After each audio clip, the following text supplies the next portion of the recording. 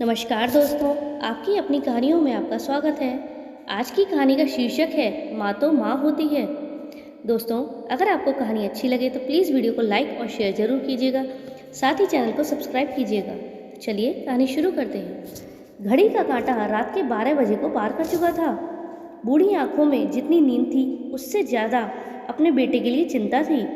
उसी बेटे की चिंता जो अक्सर अपने काम के चलते रात को देर से आया करता था।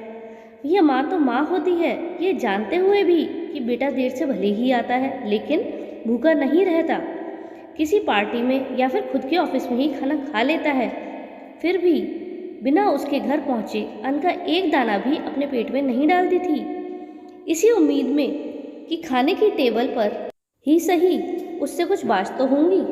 अब रात के 2 बज चुके थे। माँ अभी भी बेटे का इंतजार कर रही थी कि तभी दरवाजे की बेल बजी। माँ तुरंत उठी और दरवाज़ा खोला। बेटा फट से घर के अंदर आ गया। माँ ने उसे डांटते हुए कहा, आज फिर से लेट। बेटा चिढ़ते हुए बोला, क्या मुझे शौक है, मीटिंग थी ज़रूरी। माँ बोली, अच्छा चिढ़ मत, चल खाना खा ले, तेरी पसंद की सब्जी बनाई है।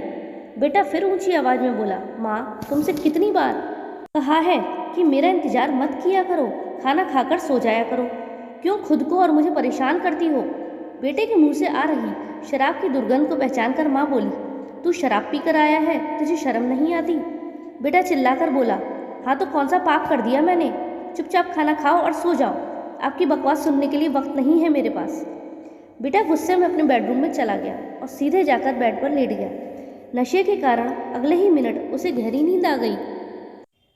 माँ उसके कमरे में आई, उसके जूते और मोजे उतारे, उसे चादर उड़ाई और पास बैठकर उसके सर पर हाथ फिराते हुए गहरी सोच में डूब गई। घंटा भर वहाँ बैठने के बाद अपने कमरे में जाकर सो गई। सुबह बेटे के कमरे का दरवाजे पर नीलम ने दस्तक दी। नींद में ही बेटे ने पूछा, कौन है। नीलम बोली, मैं हूँ मालिक, कमरे में झाड़ू लगानी है। बेटा बिना आंखें खोले ही बोला, ठीक है, सफाई करके दरवाज़ा बंद करके जाना। नीलम अपने काम में लग गई। झाड़ू मारते मारते नीलम की नज़र बेड के नीचे पड़े वॉलेट पर पड़ी, जिसमें कुछ ज़रूरी कागज और कई नकदी रुपए भी थे। नीलम ने वॉलेट उठाया और एक बार वॉलेट को और सोते हुए मालिक को देखा, फिर वॉलेट को उसके तकिए के पास रखकर चली गई। सवेरे 10 बजे बेटा उठकर अपने ऑफिस के लिए निकल गया। रास्ते में पेट्रोल पंप पर पेट्रोल भराने के लिए गाड़ी रोकी और पैसे देने के लिए वॉलेट निकाला तो उसमें पैसे नहीं थे। उसने वॉलेट को अच्छे से चेक किया, फिर भी उसे पैसे नहीं दिखे। अंत में वो कार्ड से पेमेंट कर ऑफिस चला गया। ऑफिस पहुंचकर बेटा अपने बिजी शेड्यूल में लग गया। अपने कस्टमर्स को वो नए प्रोडक्ट के बारे में प्रेजेंटेशन दे रहा था कि तभी उसके फ़ोन की घंटी बजी। फ़ोन पर माँ का नाम आ रहा था। उसने फ़ोन ना उठाकर उसे साइलेंट पर कर दिया, लेकिन फिर भी बार बार माँ की कॉल आ रही थी, इसलिए परेशान होकर उसने फ़ोन उठाया और साइड में जाकर माँ से बात करने लगा। बेटा बोला, क्या करती हो माँ, अगर मैं फ़ोन नहीं उठा रहा तो आपको समझ जाना चाहिए कि कोई ज़रूरी काम कर रहा हूँ। यहाँ मैं बहुत ज़रूरी मीटिंग में हूँ, आपसे बाद में बात करूँगा। माँ बोल रही थी बेटा, लेकिन एक बार डॉक्टर, पर बेटे ने बिना उसकी बात सुने ही फ़ोन काट दिया और फिर से अपने काम में लग गया।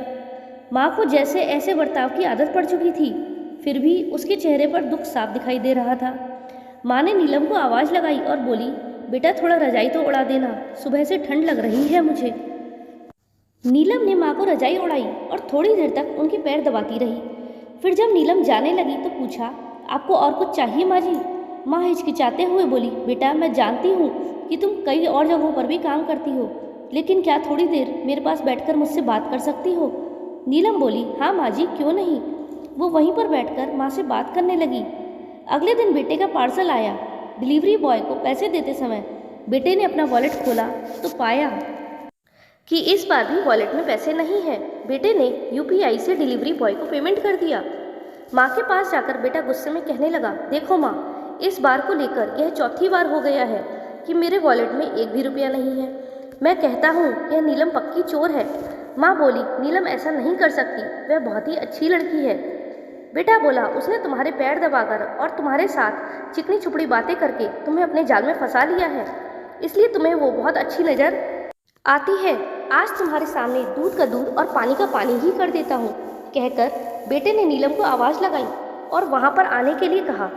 मालिक की इतनी ऊंची आवाज़ सुनकर नीलम दौड़ती हुई वहाँ पर आ गई और उसने तुरंत नीलम पर आरोप लगाते हुए कहा, अगर तुम्हें किसी चीज़ की या पैसों की ज़रूरत थी तो मुझसे कह दिया होता, मैं तुम्हें दे देता।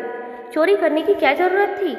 नीलम को पहले तो कुछ भी समझ में नहीं आया, लेकिन जब वो समझ पाई कि उसको चोर कहा जा रहा है तब वह बोली, मैंने ऐसा कुछ भी नहीं किया है मालिक। अच्छा, तो मैं पुलिस बुला लेता हूँ, वही अब सब सारा सच सामने लाएंगे। बेटे ने गुस्से से कहा तो नीलम डरते हुए माँ की तरफ देखने लगी। माँ ने अपने बेटे से कहा, नीलम ने चोरी नहीं की है, वॉलेट से पैसे मैंने निकाले हैं। बेटे ने कहा, माँ तुम उसे बचाने की कोशिश मत करो। माँ ने कहा, मैं उसको बचाने की कोशिश बिल्कुल भी नहीं कर रही हूँ, बल्कि वही कह रही हूँ जो सच है। बेटा आवाज़ थोड़ी धीमी करते हुए बोला, तुम्हें ऐसा करने की क्या ज़रूरत थी माँ? तुम मुझसे बोल देती तो क्या मैं तुम्हें पैसे नहीं देता? अरे तुमसे कुछ भी बोलने के लिए तुम यहाँ रहते ही कब हो? जब सामने आते हो तो सोने चले जाते हो और जब फ़ोन करती हूँ तो बिना बात किए ही फ़ोन काट देते हो। अब तो तुमसे बात करने के लिए भी मुझे तुम्हारे ऑफिस में अपॉइंटमेंट लेनी पड़ती है, तब जाकर मेरा फ़ोन तुम तक ट्रांसफ़र किया जाता है। जितने पैसे घर खर्च के लिए तुम देते हो वह तो घर खर्च में ही ख़त्म हो जाते हैं। उसके अलावा भी कई खर्चे हैं जिनके बारे में तुम नहीं जानते। आजकल मैं कितनी बार बीमार हो जाती हूँ, तब नीलम ही मुझे डॉक्टर के पास ले जाती है और मेरी दवाई करवाती है। और तो और बेचारी अपने दूसरी जगहों के काम छोड़कर मेरे कहने पर मेरे साथ समय बिताती है, जिससे मेरा अकेलापन थोड़ा कम हो जाता है। तो मेरा भी फ़र्ज़ बनता है कि उसे कुछ एक्स्ट्रा सर्विस के लिए एक्स्ट्रा पैसे दूँ, इसलिए मैंने तुम्हारे वॉलेट से पैसे निकाल कर उसे दिए। काश मैं तुम्हारे पैसों की जगह तुम्हारा समय चुरा पाती तो मुझे तुम्हारे वॉलेट को छूने की कभी ज़रूरत ही नहीं पड़ती।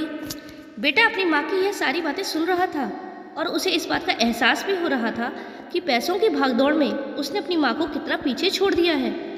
बेटे ने अपनी माँ से माफ़ी मांगते हुए कहा, देखो माँ, मैं समझ गया हूँ कि मैं बहुत गलत बर्ताव कर रहा था आपके साथ। अब तक जो हो गया सो हो गया, उसे तो मैं नहीं बदल सकता, लेकिन इतना वादा कर सकता हूँ कि अब आगे से आपके लिए वक्त ज़रूर निकाला करूँगा।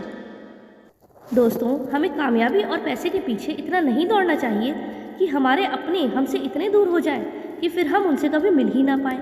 हम बड़े हो रहे हैं, यह बात याद रखने की ज़रूरत है, लेकिन यह भी नहीं भूलना चाहिए कि हमारे बड़े अब बूढ़े हो रहे हैं और अब उनको हमारी ज़रूरत कुछ ज़्यादा है।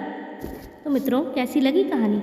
अगर अच्छी लगी हो तो एक लाइक और शेयर तो बनता है, साथ ही अगर सब्सक्राइब ना किया हो तो प्लीज़ चैनल को सब्सक्राइब कीजिए। धन्यवाद।